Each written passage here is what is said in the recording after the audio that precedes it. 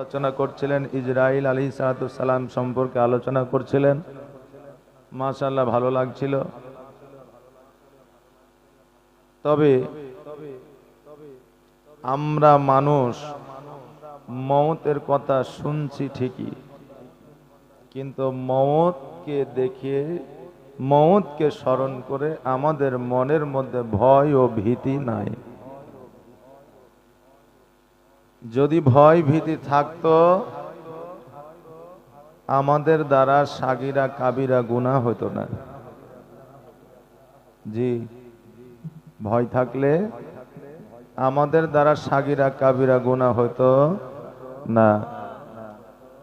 আল্লাহ রসুল সাল্লাল্লাহু তাআলা আলাইহি ওয়াসাল্লাম বললেন, দিনের মধ্যে প্রতিনিয়ত প্রতিদিন যদি 70 বার করে মরণকে স্মরণ করা যায়, তো আল্লাহ তাবারাক তাআলা কাল কিয়ামতের দিনে শহীদের দরওয়াজা দান করবে। জোরে বলেন সুবহানাল্লাহ। সুবহানাল্লাহ।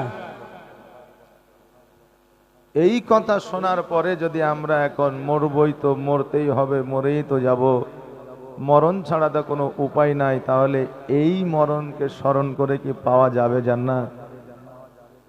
জি, পাওয়া যাবে না। মরণকে মরণের মতো করে স্মরণ করতে হবে।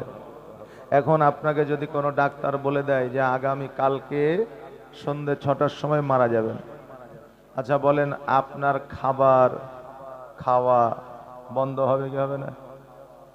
জি, আনন্দ ফুর্তি বন্ধ হবে কি হবে না? আলোচনা সমালোচনা বন্ধ হবে কি হবে না?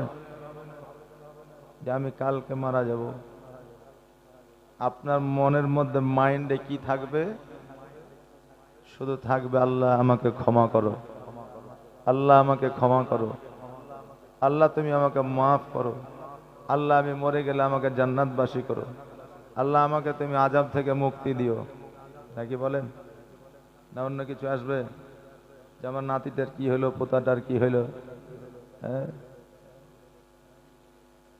আমার ধান লাগানো আছে, ধান গেলে পাকলই না, আমি মরে যাব, এরকম কোন চিন্তা ভাবনা আসবে? আসবে না। তাই রাসূল বলছে যে প্রতিনিয়ত প্রতিদিন যদি 70 বার করে মরণকে স্মরণ করা যায়,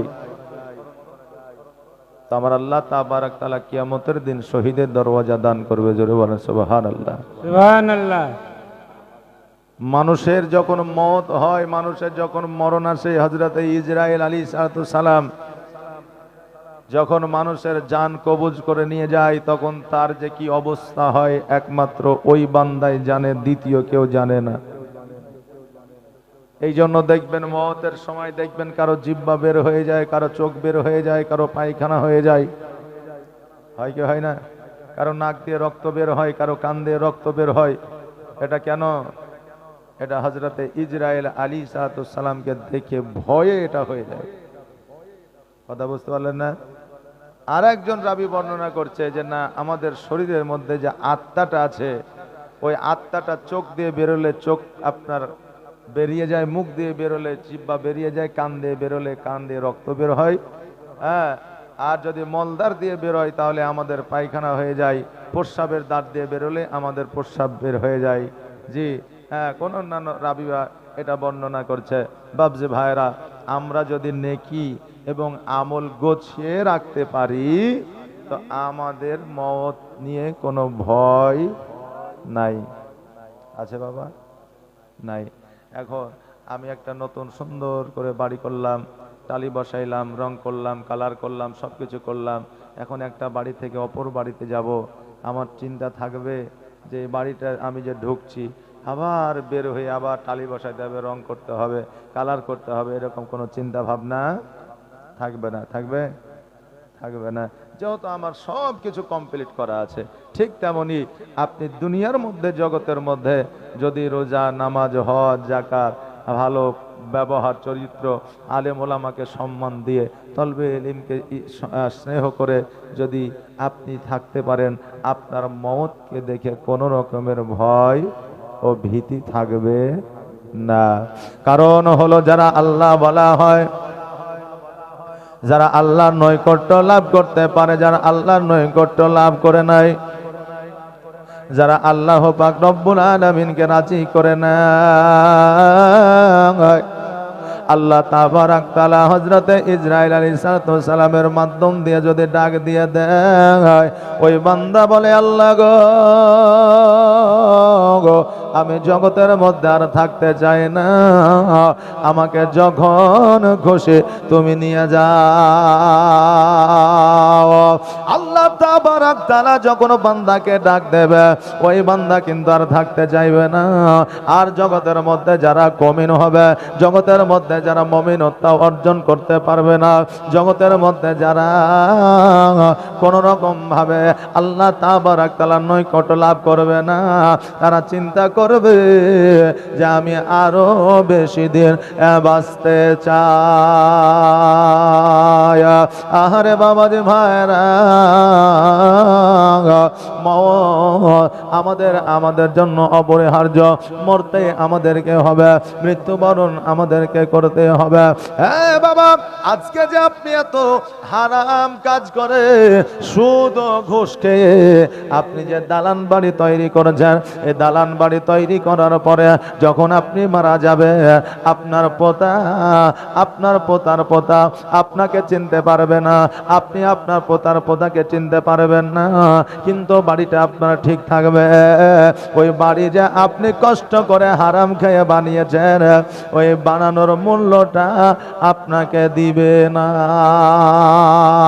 কিন্তু ওই বাড়ির হিসাব কিয়ামতের দিন আল্লাহ তাবারাক তাআলার কাছে আপনাকে দিতে হবে। আপনি কোনোদিন ছাড় তা থেকে পাবেন না। আহারে বাবাজি ভাইরা,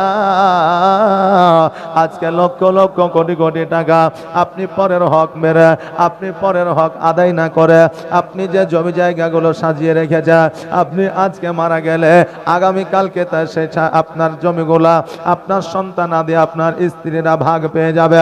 মারা যাওয়ার পরে আপনার নামে যে গাড়িখানা আছে, বাইকটা আছে, মোটরসাইকেলটা আছে, ওটাও আপনার নামে আর থাকবে না। অতএব কিসের জন্য এত অন্যায়, এত হক মারামারি, কিসের জন্য এত গুনাহ আমরা করি? আরে বাবাজি ভাইরা, আমার মায়েরা, হযরত ওমর ফারুক রাদিয়াল্লাহু তাআলা আনহু একজনকে টাকা ধার দিয়েছিলেন। আপনারা ধার দেন তো টাকা, একে অপর অসুবিধায় পড়লে দেন, কিন্তু বাবা আগের জামানায় টাকা ধার দিলে যে সম্মান ইজ্জত পাওয়া যেত, এখন বর্তমানে সে সম্মান ইজ্জত পাওয়া যায় না।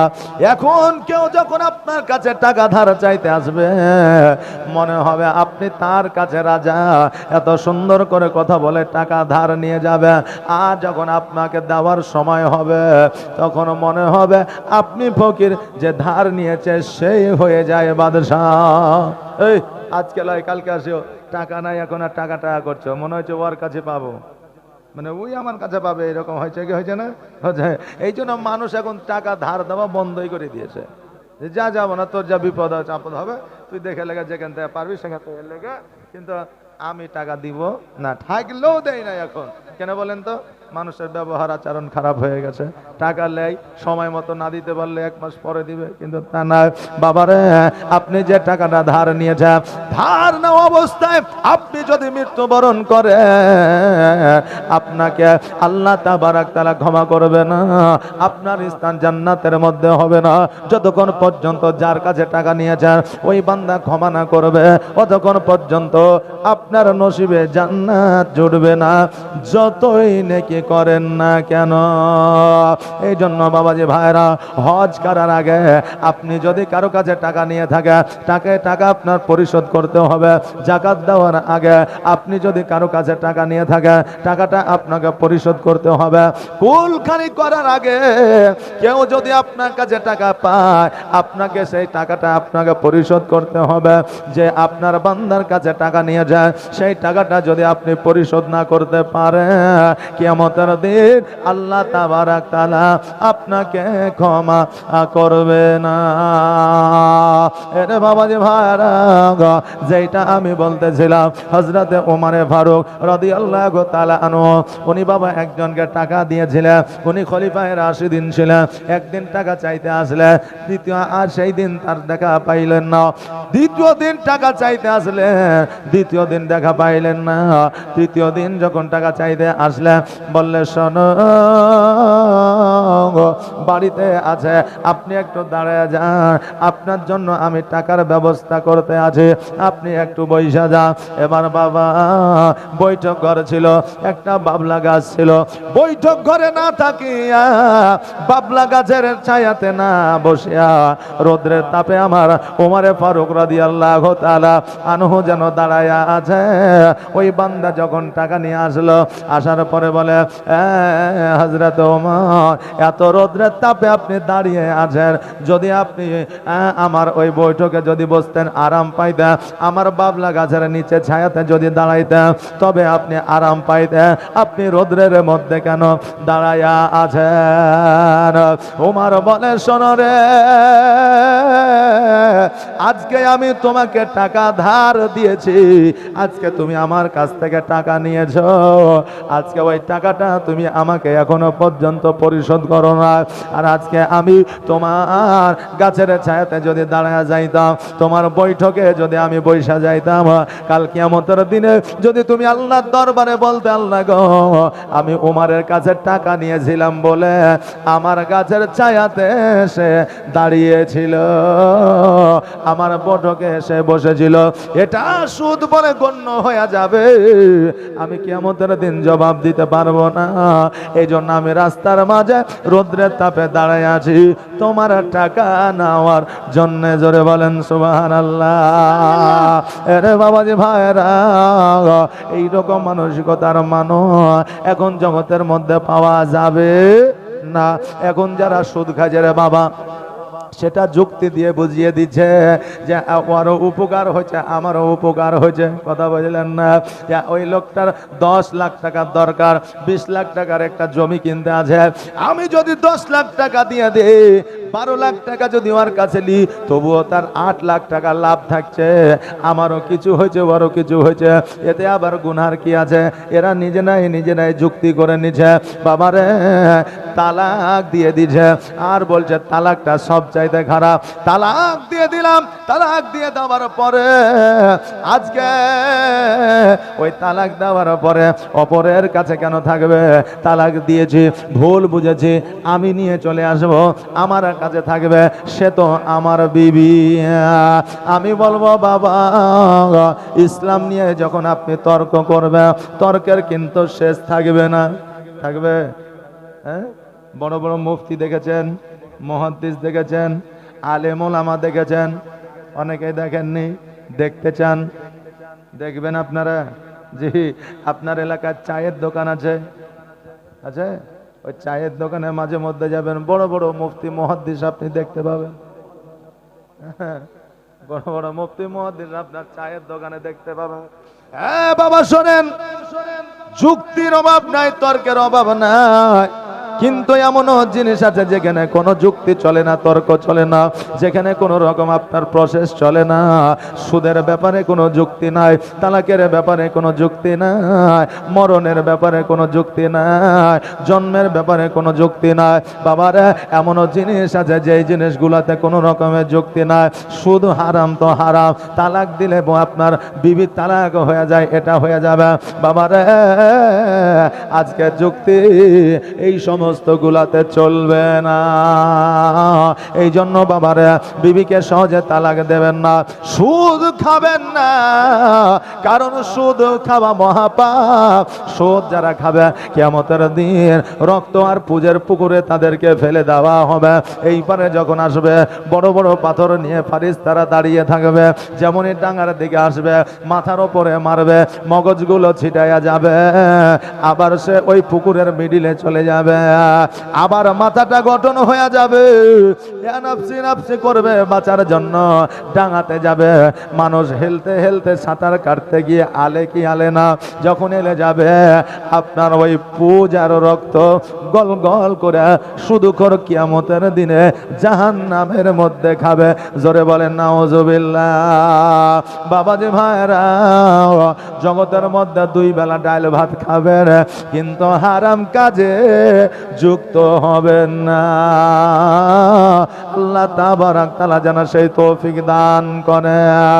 আরে বাবাজি ভাইরা, আমার বলার উদ্দেশ্য হলো মরতে আমাদের হবে, কিন্তু মরার আগে আমাদের কিছু কাজ কর্ম করে যেতে হবে। যদি আমরা মরণের আগে যদি কাজকর্ম না করতে পারি, আজকে কিয়ামত তো দূরের কথা, যেই দিন থেকে আমাদের কবরে রেখে আসবে রে, সেই দিন থেকে আমাদের আযাব শুরু হয়ে যাবে। আর যদি আপনি ভালো কাজ করে যেতে পারেন, আপনার আযাব শুরু হবে না। কবর বলে, আমি কবর আমার কাছ থেকে যে পরিত্রাণ পেয়ে যায়, সে সর্বদা সর্ব জায়গায় পরিত্রাণ পেয়ে যায়। জোরে বলুন সুবহানাল্লাহ। বাবাজি ভাইরা, ওগো আমার মায়েরা, আজকে আমি আপনাদের কাছে বলে যাই, স্বামীহারা মা ওই স্বামীর জন্য যদি একবার দোয়া করে দেয়, আমার আল্লাহ তাবারাক তাআলা ওই স্বামীকে জান্নাতবাসী করে দেয়। জোরে বলুন সুবহানাল্লাহ। কারণ একজন স্বামী ছাড়া, একজন স্বামীকে বিবি ছাড়া আর কেউ চিনতে পারে না। মা হইল সন্তানকে অতটা চিনে না যতটা বিবি চিনে, বাপ হইল সন্তানকে অতটা চিনে না যতটা বিবি চিনে, বন্ধু হইল বন্ধুকে যতটা চিনে না বিবি যতটা চিনে। এই জন্য আমার রাসূল পাক সাল্লাল্লাহু তাআলা আলাইহি ওয়াসাল্লাম বলে যায়, বিবির কাছে যেই স্বামী ভালো, সবার কাছে এসে ভালো। কিন্তু বাবারে, আজকে আমরা বিবির কাছে ভালো হতে চাই না, বন্ধু বান্ধব আর বান্ধবীর কাছে সোনার টুকরা হতে চায়। যার সাথে সারা জীবন আমাকে সংসার করতে হবে, জীবন কাটাইতে হবে, একদিন সে আমার সেবায় আপনার যুক্ত হয়ে যাবে, তাকে সম্মান আমরা করি না। আর যে আমার কাছে আসবে না, টাকা ছাড়া পয়সা ছাড়া, তার কাছে সোনার টুকরা আমরা হইতে যাই। আজকে আপনার ক্ষমতা আছে, রক্তের পাওয়ার আছে, আজকে আপনার চোখের জ্যোতি ভালো আছে, আজকে আপনি শুনতে ভালো পান। এই জন্য বিবি যদি কোনো অন্যায় করে, ওই বিবির ওপরে আপনি মার চালান। এরকম অনেক স্বামী আজকে নাই বাবা, বিবির ওপরে মার চালা। কিন্তু আপনি যখন বৃদ্ধ হবে, আপনার যখন 60 বছর বয়স হবে, বিবির তখন 50 বছর বয়স হবে, আপনি দুর্বল হইলে বিবি অতটা দুর্বল হবে না। তখন আপনার শেষ সাহারা ওই আপনার অর্ধাঙ্গিনী। জোরে বলেন সুবহানাল্লাহ। এই জন্য বাবা, নিজের বিবিকে কখনো কোনোদিন অবহেলা করবেন না। কিন্তু বর্তমানে বাবারে, স্বামী কাজে গেছে আর বিবি চিন্তা করছে স্বামী আমার কোথায় আছে। একবার খোঁজ লিয়া দেখি, বিবি ফোন লাগিয়ে দিয়েছে, হ্যাঁ গো কোথায় আছো? বলে আমি এখন কাজ করছি, তুই কি জানিস না, ফোনটা রাখ, কাজের সময় ডিস্টার্ব করিস না। বলে কি বলেন অনেকে। আর যখন পরের বিবি, পরনারী যখন ফোন করে বলে ব্যস্ত আছেন, না না ব্যস্ত নাই, যত কথা আছে বলো। পরে আপনার ভালো লাগে, নিজের ভালো লাগে না। এই জন্য বাবা বলবো রে, বিবিদের সম্মান করবে যেই সম্মান আমার আমিনা পেয়েছিলেন। জোরে বলেন সুবহানাল্লাহ। আমিনা রাদিয়াল্লাহু তাআলা আনহা এত সুসম্মানে সম্মানিত স্বামীর কাছে ছিলেন, আপনার যতদিন পর্যন্ত হায়াতে ছিলেন নিজের স্বামীকে কখনো ভোলে না। এরে মা, ওই আমিনার জাত তুমি খাদিজার জাত তুমি, আয়েশার জাত তুমি। আজকে আয়েশা বৃদ্ধ, আয়েশা যুবতী হইয়া বৃদ্ধ আমার নবী মুস্তাফা সাল্লাল্লাহু তাআলা আলাইহি ওয়াসাল্লামে যদি বিবি হইয়া জীবন কাটাইতে পারে, তুমি কেন পারবা না? আজকে নবীর চাইতে বড় খাদিজা, তিনি বিবি হইয়া যদি জীবন কাটাইতে পারে, তুমি কেন পারবা না? আমিনা রাদিয়াল্লাহু তাআলা আনহা স্বামী ছাড়া জীবন যাপন করেছে, তুমি কেন পারবা না? আজকে বাবা বলে যায় হালিমা তো সাদিয়া রাদিয়াল্লাহু তাআলা আনহা যে জায়গায় আপনার জীবনীটা ছেড়েছিলাম রে বাবা, হালিমা তো সাদিয়া রাদিয়াল্লাহু তাআলা আনহা আমার নবী মুস্তাফা সাল্লাল্লাহু তাআলা আলাইহি ওয়াসাল্লামের কাছে ছুটতে আরম্ভ করেছে।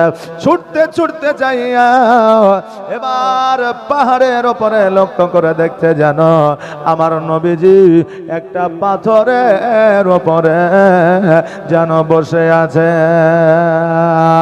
হালিমা বলে মুহাম্মদ, দুইজন মুখ বারাদারি, মাথায় তাদের পাগড়ি, গায়ে তাদের জুব্বা, তোমাকে পাহাড়ের উপরে শুয়ায় দিয়া নাকি আজকে গলা থেকে নাভি পর্যন্ত নাকি কেটে দিয়েছিল। নবী আমার বলল হ্যাঁ মা। এবার বলল যদি তোমার গলা থেকে নাভি পর্যন্ত কাটে, দেখি তোমার কাটার জায়গাটা আমি একবার দেখব। নবী আমার যখন আপনার জুব্বা মুবারকটা খুলে দিলে, হালিমা লক্ষ্য করে দেখছে যেন ওই জায়গা কাটা তো দূরের কথা, একটু দাগ পর্যন্ত ছিল না। জোরে বলা যাবে না সুবহানাল্লাহ। বাবা যে ভাইরা আমার হালিমা তো সাদিয়া রাদিয়াল্লাহু তাআলা আনহা আমার নবীজের হাত কানাকে ধরে যেন আপনার বাড়ির দিকে নিয়ে আসলো। নিয়ে আসার পরে গোসল বানায়া দিলেন, আর গোসল বানায়া দেওয়ার পরে যেন বাবা সুরমা লাগায়া দিলাম, পোশাক পরিধান করাইয়া দিলে, আর বললেন বাবা রে এখন আমার কাছে তোমাকে রাখা যাবে না, কেননা তোমার যদি কোনো বিপদ আপদ হইয়া যায় আমি আমিনাকে জবাব দিতে পারবো না। কোন জিনিস বাবা যদি আমানত নেওয়া হয়, ওই আমানতের খেয়ানত হলে জবাব দিতে পারা যায় না। বাবারে হালিমা বলতেছে বেটা চলো চলো তোমার মায়ের কাছে তোমাকে রেখে আসি। নবী আমার বড় খুশি হয়ে গেলে, কেননা কোন সন্তান যখন বাড়ির দিকে যায় ওই সন্তানের ব্যথা বেদনা আর থাকে না। দেখবেন বাবা আমাদের দেশের ছেলেরা কলকাতা যায়, চেন্নাই যায়, বিহার যায়, উড়িষ্যা যায়, আরব যায়, ইরাক যায়, আপনার কত না ইরান যায়, কাজকর্মের জন্য যায় কি যায় না। 1 মাস 2 মাস 6 মাস কাজ করিল, আপনার ভাড়াতে ঝুলে ঝুলে কাজ করেছে, পাথর কত না আপনার মাথায় উঠিয়েছে, সিমেন্টের প্যাকেট মাথায় উঠিয়েছে, ইট আপনার মাথায় উঠিয়েছে, 6 মাস ধরে হাড় ভাঙা পরিশ্রম করেছে, শরীরটা পুরো ব্যথায় ব্যথিত হয়ে আছে, পা যেন আপনার চলে না। কিন্তু বাবা আপনার 6 মাস কাজ করার পরে যখন আপনার টিকিটটা নিয়ে ট্রেনে বা প্লেনে উঠে যায়, মা বাবার চেহারা দেখবো বলে, সন্তান বিবির চেহারা দেখবো বলে 6 মাস 1 বছরে কাজ করার ব্যথা বেদনা সঙ্গে সঙ্গে দূর হয়ে যায়। আরে বাবা যে ভাইরা আমার নবী মায়ের বাড়ি যাবে, আমার নবী খুশি হয়ে গেলেন, বলে মা চলেন এখনই যাব। আমার হালিমা বলতেছে এখনো যদি যায় রাত্রি হয়ে যাবে, মরুভূমি রাস্তা, জঙ্গলের রাস্তা, হয়তো বাঘে ভাল্লুকে আমাদের আক্রমণ করবে, তবে এখন নয়, আগামী কালকে সকালবেলা রওনা হয়ে যাব। সকালবেলা আমার হালিমা তো সাদিয়া রাদিয়াল্লাহু তাআলা আনহা আমার নবীজিকে সঙ্গে লইয়া যেন বাবা মক্কার দিকে চলতে আরম্ভ করলেন। মক্কার দিকে চলতে আরম্ভ করলেন, মরুভূমি দিয়া হাঁটতে আরম্ভ করলেন। তখনকার আমলে বাবা টোটো ছিল না, তখনকার আমলে মারুতি ছিল না, তখনকার আমলে কোনো কার ছিল না, তখনকার আমলে মোটর বাইক ছিল না। বাবারে তখন পথের সাথে একমাত্র আপনার মরুভূমির আপনার ওট ছিল। ওট কিন্তু সবার বাড়িতে থাকতো না। এবার বাবা এখন যেমন মোটর সাইকেল সবার বাড়িতে থাকে না, আছে নাকি সবার বাড়িতে? বাবারে আপনি বলবেন হুজুর ঘরে ঘরে হয়ে গেছে, কিন্তু আজকে থেকে 5 বছর আগে সবার ঘরে ছিল না। আর যেই দিন থেকে আপনার ফাইন্যান্স উঠেছে, যেই দিন থেকে লোনে বাইক পাওয়া যাচ্ছে, সেই দিন থেকে ঘরে ঘরে সবাই মোটর বাইক কিনেছে। যাই হোক, কষ্ট মষ্ট করে মাসে মাসে 2000-3000 করে দিয়ে দেবো, এখন মোটরসাইকেল তো থাকবে নাকি বলে, এইভাবে ঘরে ঘরে এখন হয়ে গেছে। কিন্তু সবাই কিনতে তখন পারতো না। অনুরূপ সে আমলে সবাই ওট কিনতে পারতো না। আর ওট কিনলে রে বাবা একটা খরচের ব্যাপার ছিল, খাওয়া দাওয়ার ব্যাপার ছিল, অনেক মানুষ ছিল তারা নিজেই খাইতে পাইতো না। হালিমা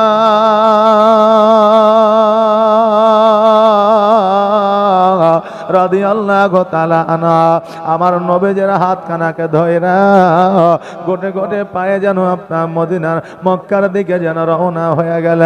এবার কিছু দূর যাওয়ার পরে দেখতেছে যেন একটা বাবলা গাছ আছে। ওই বাবলা গাছের ছায়ায় হালিমা যেন দাঁড়ায় গেলেন আর বললেন, মুহাম্মদ এসো এসো, এই বাবলা গাছের নিচে আমরা একটু আরাম করে নিই, একটু বিশ্রাম করে নিই। নবী আমার বলে, মা গো, যদি তোমার আরামের দরকার হয়, বিশ্রামের দরকার হয়, যদি তোমার আরামের প্রয়োজন হয়, তুমি আরাম করো মা, আমি তোমার পাশে বসে থাকবো।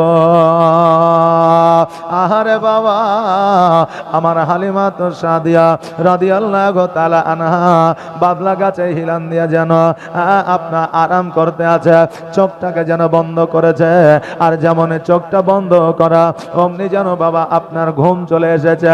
নবী আমার বাচ্চা ছেলে, কোন রাবি বলেছে 5.5 বছর বয়স, কোন রাবি বলেছে 6 বছর বয়স। এবার আমার নবীজি ডান দিকে তাকায়, বাম দিকে তাকায়, সামনে তাকায়, পেছনে তাকায়, কিছুই দেখতে পাই না, শুধুই মরুভূমি আর মরুভূমি।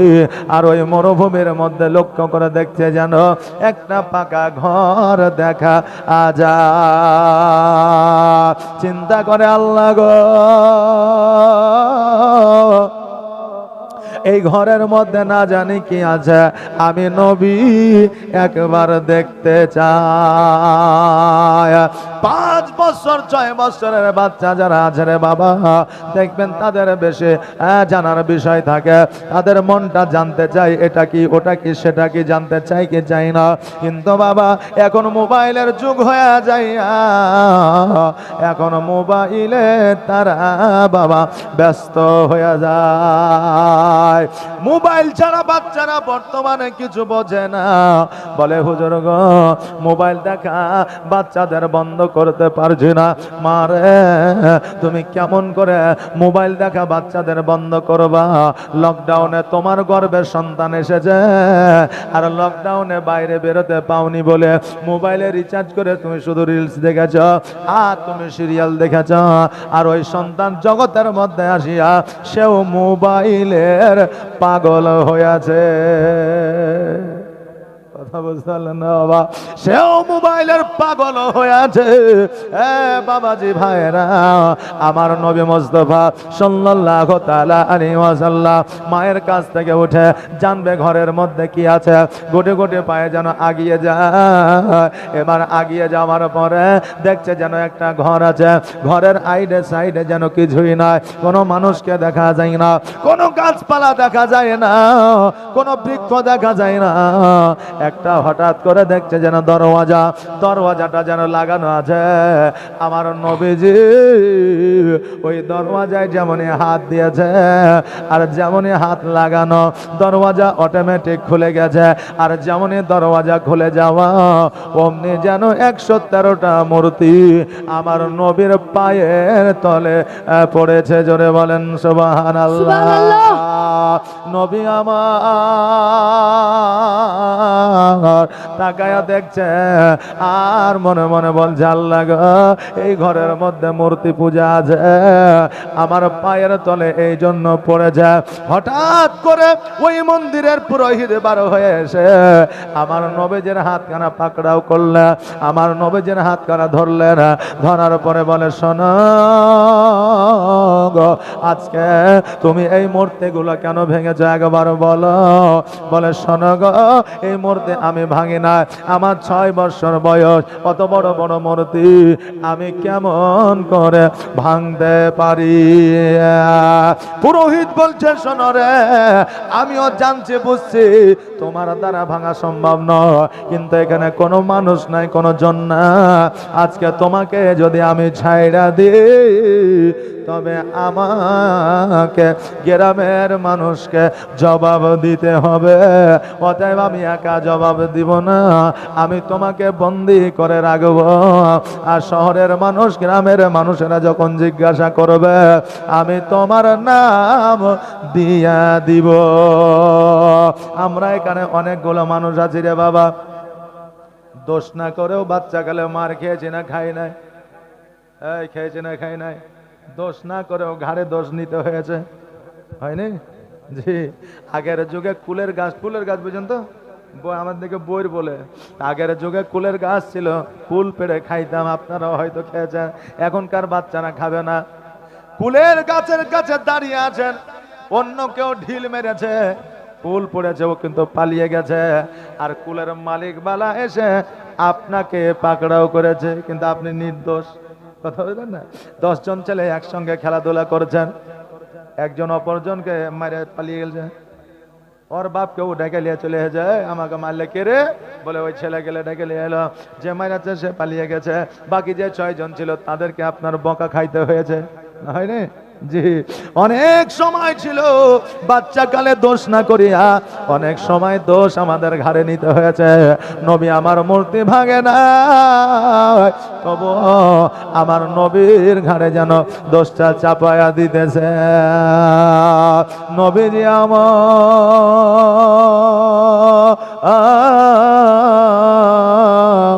পুরোহিতকে বলতে যে শোনো গো, আমি এত বড় বড় মূর্তি ভাঙি না।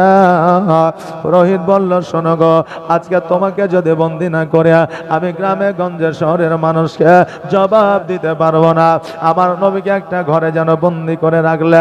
এইদিকে হালিমাতুন সাদিয়া রাদিয়াল্লাহু তাআলা আনহার যেন ঘুমটা ভেঙেছে।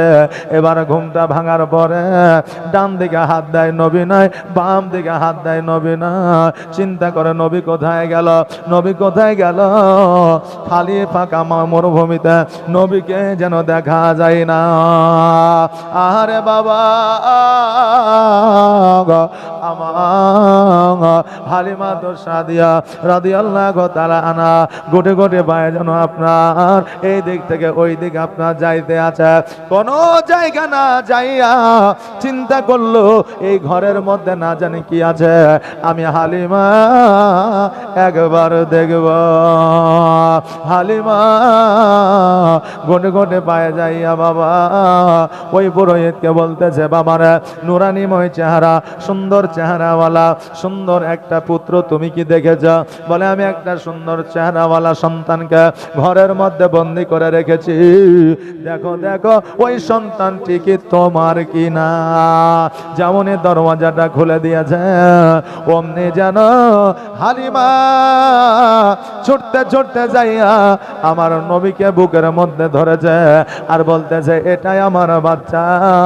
এরে পুরোহিত, আজকে এই বাচ্চাটাকে কেন বন্দি করে রেখেছ?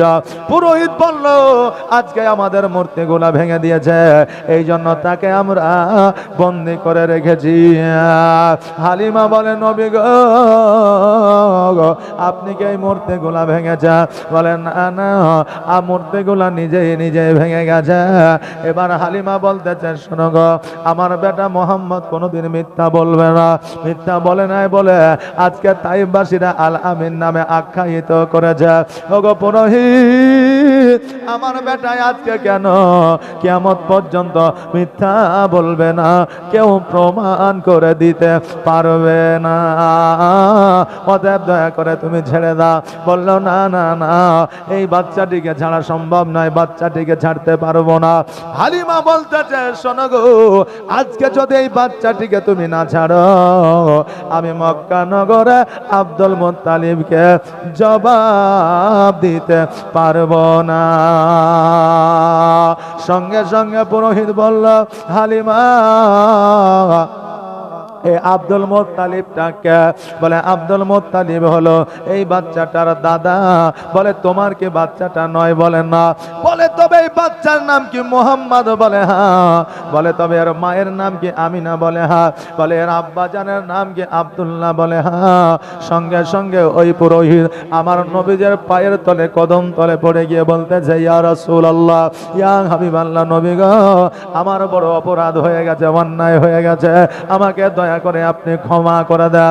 ওগো নবীজি, আমি তাওরাত ইনজিল জুবুরে পড়েছিলাম, আখেরি পয়গম্বর মুহাম্মদ রাসূলুল্লাহ সাল্লাল্লাহু তাআলা আলাইহি ওয়াসাল্লাম জগতের মধ্যে আসবে, একটা ইসলামের প্রচার করবে, প্রসার করবে, কালেমার দাওয়াত দিবে, আমি এটা পড়েছি।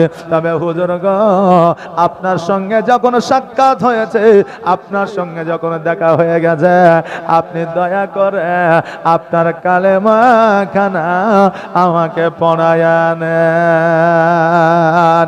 নবী আমার বলে, শোনো রে, আমি তো এখনো কালেমা পড়াই না, অতএব কালেমা পড়ানোর সময় তুমি পড়ে নিবে। ওই পুরোহিত বলল, হুজুর গো, আপনি যখন কালেমার দাওয়াত দিবে, তখন হয়তো আমি বেঁচে থাকবো না, তখন হয়তো আমি জগতে থাকবো না, আমি হয়তো মারা যেতে পারি।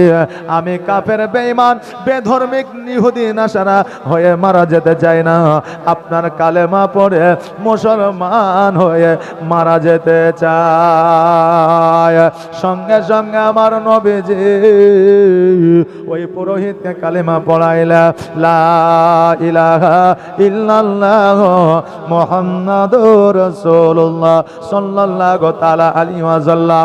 অনেকেই প্রশ্ন করতে পারে, হুজুর গো, আজকে আমার নবীজি 6 বছর বয়সে পুরোহিতকে কেমন করে কালেমা পড়াইতে পারে? কারণ নবী আমার 40 বছর বয়সে কালেমার দাওয়াত দিয়েছে।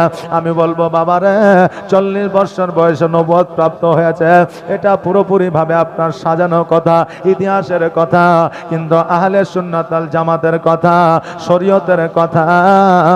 নবী আব্বালেও নবী ছিলেন, আখেরেও নবী থাকবেন। জোরে বলেন সুবহানাল্লাহ। আরে বাবা, 6 বছর তো দূরের কথা, 6 বছর তো অনেক দূরের কথা। নবী আমার যেদিন জগতের মধ্যে এসেছিলেন, সেজদায় পড়ে ইয়া হাবলি উম্মতি উম্মতি বলে কেঁদেছিলেন। আর যেদিন সেজদায় পড়ে ইয়া হাবলি উম্মতি উম্মতি বলে কেঁদেছে, সেই দিন থেকে ইসলামের প্রচার ও প্রসার শুরু হইয়া গিয়েছে। জোরে বলেন সুবহানাল্লাহ। বাবা যে ভাইরা, নবী আমার কালেমা পড়ায়া নবী যেন মক্কার দিকে চলে যায়। আর ওই পুরোহিত বলতেছে, হুজুর গো, আমি যখন কালেমা পড়ে নিয়েছে, মন আপনাকে দিয়েছি, জান আপনাকে দিয়েছি, প্রাণ আপনাকে দিয়েছি, যখন দরকার হবে, যখন প্রয়োজন হবে, আপনি শুধু আমাকে একবার ডাকবেন, আমি প্রাণ ও জান নিয়ে হাজির হইয়া যাব। কেননা জগতের মানুষকে ভালোবেসে লাভ হবে না, আপনাকে ভালোবাসলে এই জগতেও মঙ্গল হবে, পরের জগত মঙ্গল হবে। বাবাজি ভাইরা, আজকে ভাইকে ভালোবাসবেন রে বাবা। 1 কাঠা জমির জন্য ভাই আপনাকে আঘাত করবে, ঝগড়া করবে। আজকে বোনকে ভালোবাসবে, বোনকে যদি সঠিকভাবে ভাগ না বুঝায় দেন, ওই বোন আপনার বাড়িতে আসবে না।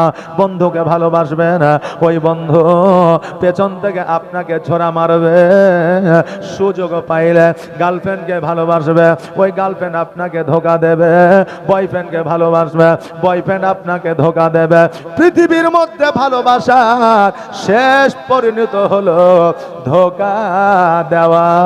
এই জন্য এমন একজনকে ভালোবাসে যাকে ভালোবাসলে এই জগতেও মঙ্গল হবে, পরজগতেও মঙ্গল হবে। সে হলো আমার নবী, আপনার নবী মুহাম্মদুর রাসূলুল্লাহ সাল্লাল্লাহু তাআলা আলাইহি ওয়াসাল্লাম। এই জন্য বলছে ভালো যদি বাঁচতে হয় নবীকে বাসো, জান যদি দিতে হয় নবীকে দিও। জোরে বলেন না সুবহানাল্লাহ। সুবহানাল্লাহ।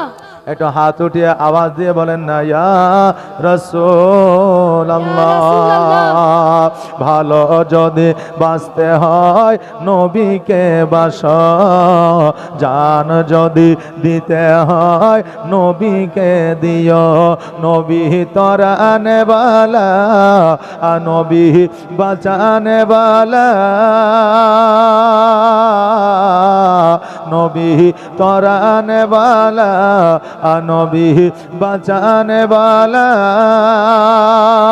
আর প্রাণের চেয়ে প্রিয় তাই নবীকে চিনুন। ভালো যদি বাঁচতে হয় আমার নবীকে বাসনায় হয়, জান যদি দিতে হয় আমার নবীকে দিয়ে।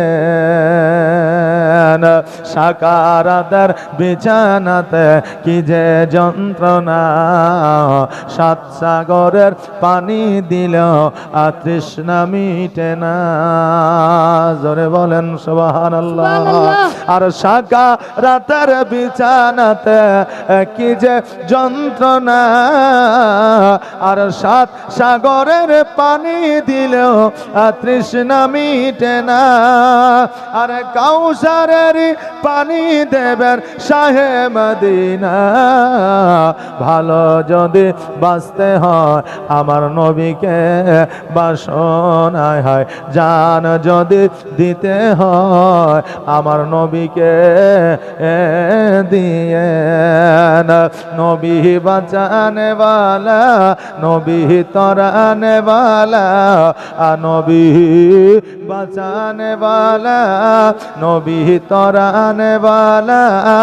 আর প্রাণের চেয়ে প্রিয় তাই নবীকে চিনুন। ভালো যদি বাঁচতে হয় আমার নবীকে বাসন। আল্লাহুম্মা সাল্লি আলা সাইয়্যিদিনা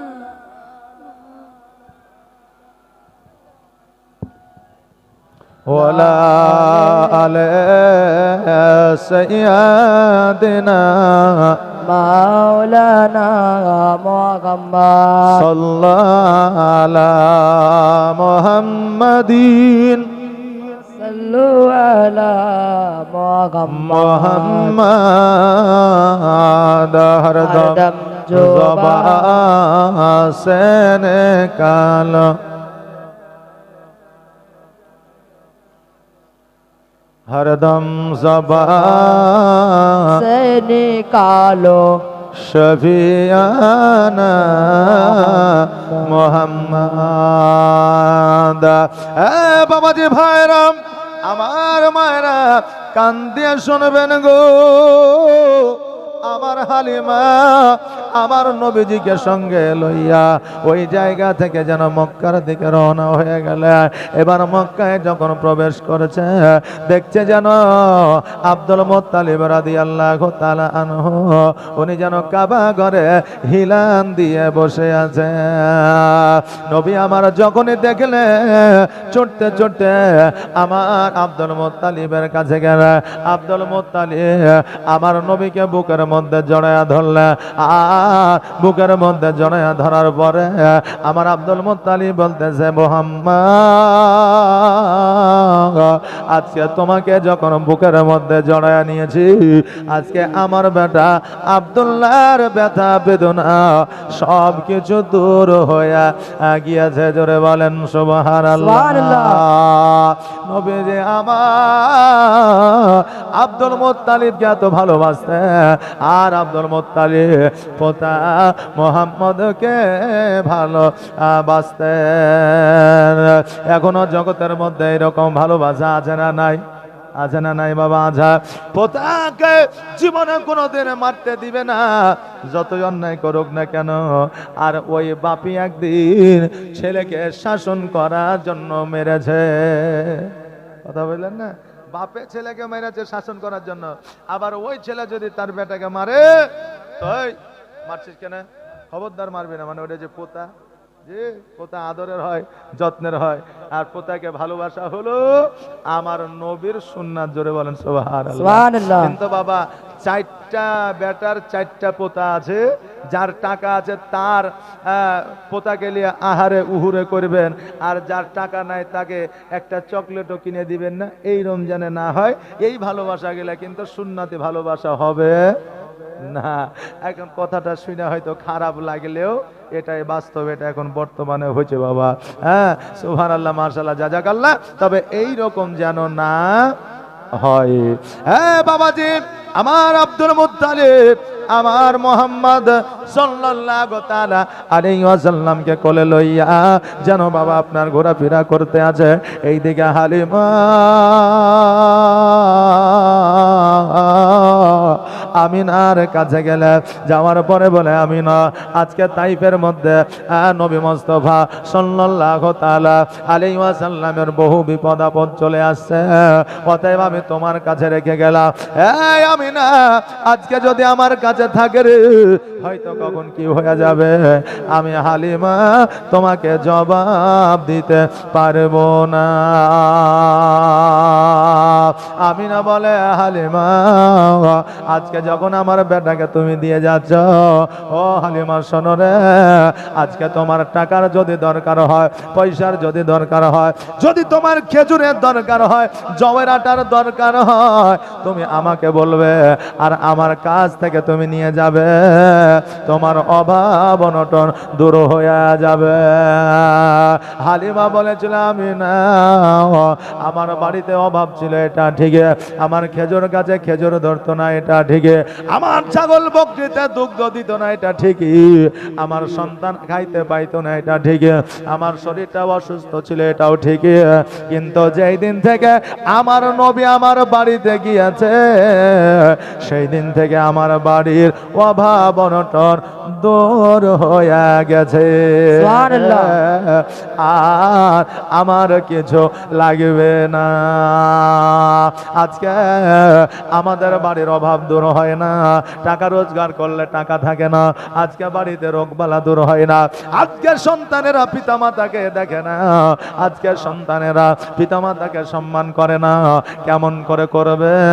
আপনি একটা লাখ লাখ টাকা দিয়ে খরচা করে বাড়ি করলে, ওই বাড়িতে টিভি রাখার জায়গা হয়, ওই বাড়িতে আপনার আলনা রাখার জায়গা হয়, ওই বাড়িতে আপনার খাট রাখার জায়গা হয়, ওই বাড়িতে বেসিন রাখার জায়গা হয়, ওই বাড়িতে ফ্রিজ রাখার জায়গা হয়, ওই বাড়িতে এসি রাখার জায়গা হয়, ওই বাড়িতে কাপড় কাচা মেশিন আপনার রাখার জায়গা হয়, কিন্তু একটা কোরআন রাখার জায়গা হয় না।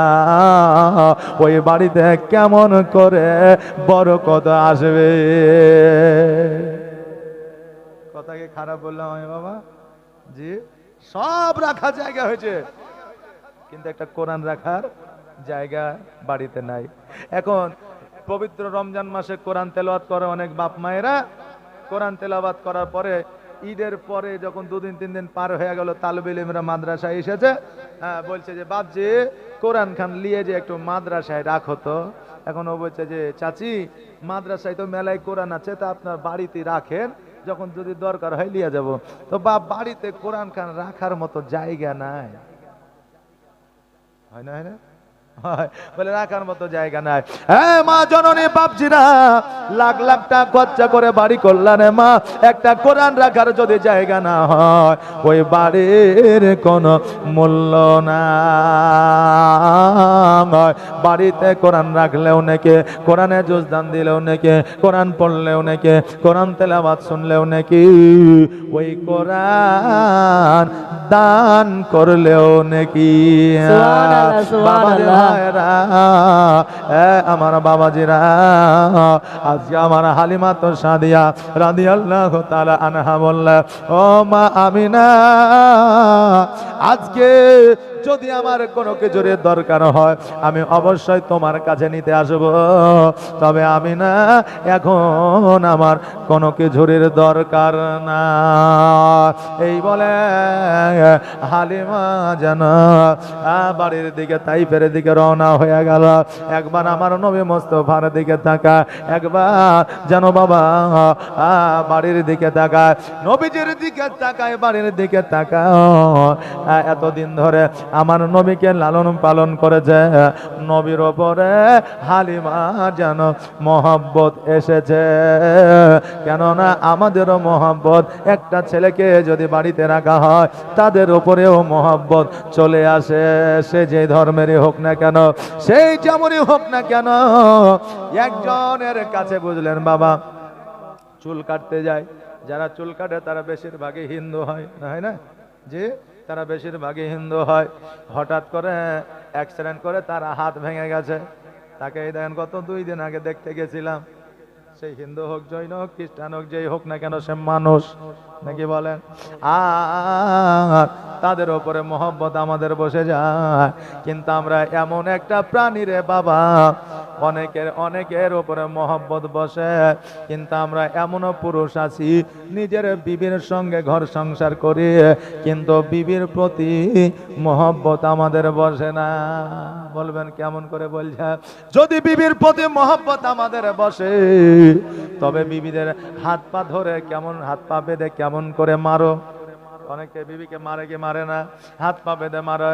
এই কিছুদিন আগে একটা খবরে দেখলাম বিবিকে হাত পা বেঁধে মেরেছে, আর কীটনাশক আপনার মুখের মধ্যে ঢেলে দিয়ে মারার চেষ্টা করেছে। এইরকম স্বামী মানুষ রূপে জানোয়ার, মানুষ হইলে বাবা মানুষ হওয়া যায় না। বাবাজি ভাইরা, কর্ণপাত করে শুনে হালিমা একবার আমার নবীর দিকে তাকায়, আর একবার তাইফের দিকে তাকায়। হালিমা 2 চোখের পানি ছেড়ে দিয়ে যেন আগাতে লাগলেন রে বাবা।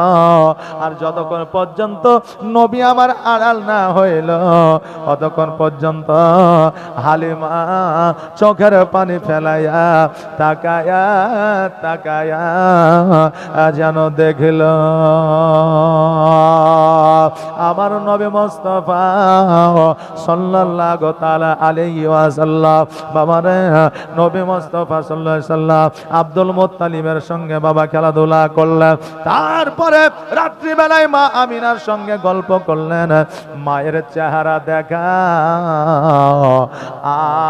আর একটা হজের সব নেকের খাতায় লিপিবদ্ধ করে দেওয়া। জোরে বলেন সুবহানাল্লাহ।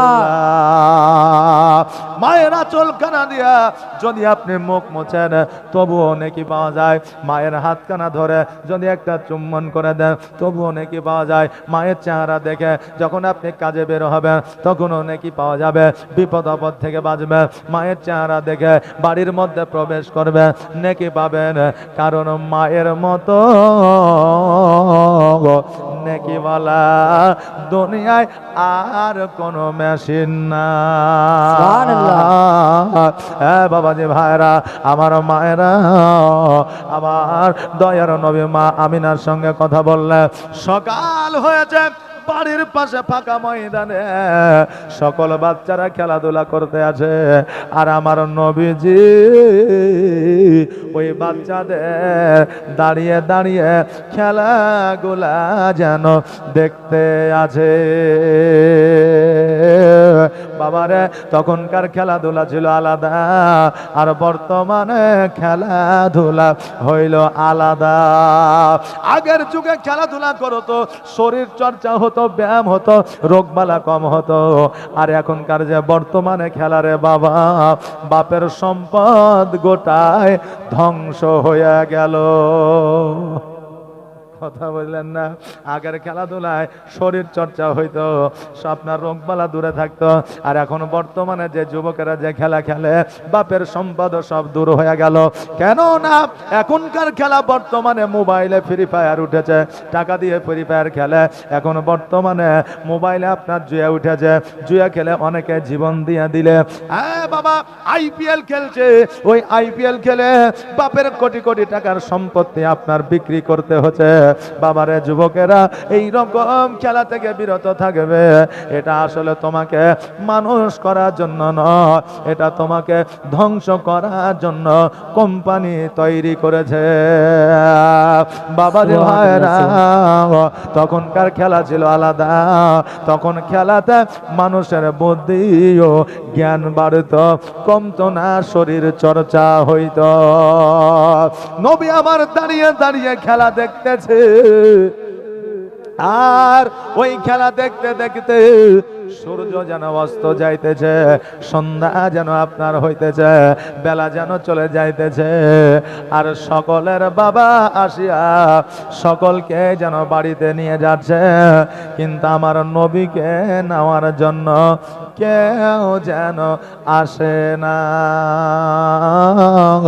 আমরা যখন বাবা খেলাধুলা করেছে, খেলায় মত্ত হয়ে গিয়েছে, খাবার খেতে ভুলে গেছে। মা নইলে বাপ যে নিয়ে এসেছে, আগে খেলে তারপরে খেলাধুলা করবি, হয়েছে না হয় না। কিন্তু আমার নবীকে নেওয়ার জন্য কেউ আসে না। আমার নবী মনে মনে ভাবতেছে, আল্লাহ গো, সবার আব্বাকে দেখা যায়, আমার আব্বাকে কেন দেখা যায় না? আজকে আমার মাকে গিয়ে জিজ্ঞাসা করব, মাকে গিয়ে বলবো, মা গো, আমার আব্বা কোথায় আছে তুমি বলো। আজকে 6 বছর বয়স হয়ে গেল, একবারের জন্য আমার আব্বা আমার কাছে আসে নাই, একবারের জন্য আমাকে একবার কোলে নেয় নাই। আমি আমার মাকে জিজ্ঞাসা করব, মা আজকে যতক্ষণ পর্যন্ত না বলবে আমার আব্বা কোথায় আছে, আমি অতক্ষণ পর্যন্ত আমি মায়ের আঁচল ছাড়ব না। নবী আমার বাড়িতে আসিলেন, আসার পরে মায়ের আঁচল গানা ধরে বলছে, মা গো, আমি তোমাকে একটা প্রশ্ন করতে চাই। আমিনা মিচকে হাসি দিয়ে বলতেছে, বলো কি এমন প্রশ্ন? কিন্তু আমিনা জানে না যে আমার মাথার তার স্বামীর কথা জিজ্ঞাসা করবে। নবী আমার বলে, মা আজকে সবার আব্বাকে দেখতে পাই গো মা, কিন্তু আমার আব্বাকে কেন দেখা যায় না? ও গো মা, আজকে আমার আব্বা কেন আমাকে কোলে নেয় না? আজকে আমার আব্বা আমাকে কেন খাওয়ায় দেয় না? আমার আব্বা আমাকে গোসল কেন বানায় দেয় না? আমার আব্বা কেন আমাকে দেখানোর জন্য আসে না?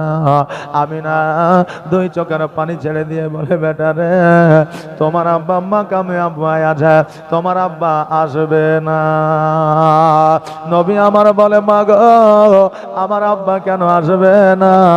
আমার আব্বাকে আমাকে ভালোবাসে না, আমার আব্বা আমাকে কি মহব্বত করে না? মা, আমার আব্বা আমাকে কি দেখতে চাই না? আমার আব্বা আমাকে কি আমার কপালে কি চুম্বন দিতে চাই না? আমার আব্বা আমাকে কি কোলে নিতে চাই না গো মা? আমার আব্বা কেন আসবে না? আমি না বলতেছে, বেটা রে, তোমার আব্বা এই জন্য আসবে না। কেন আসবে না এটা আমি এখন বলতে পারবো না। আমার নবী বলে, মা গো, তুমি যতক্ষণ না বলবে আমার আব্বা কোথায় আছে, আমি অতক্ষণ পর্যন্ত আমি তোমার আঁচল ছাড়বো না। আর শিশু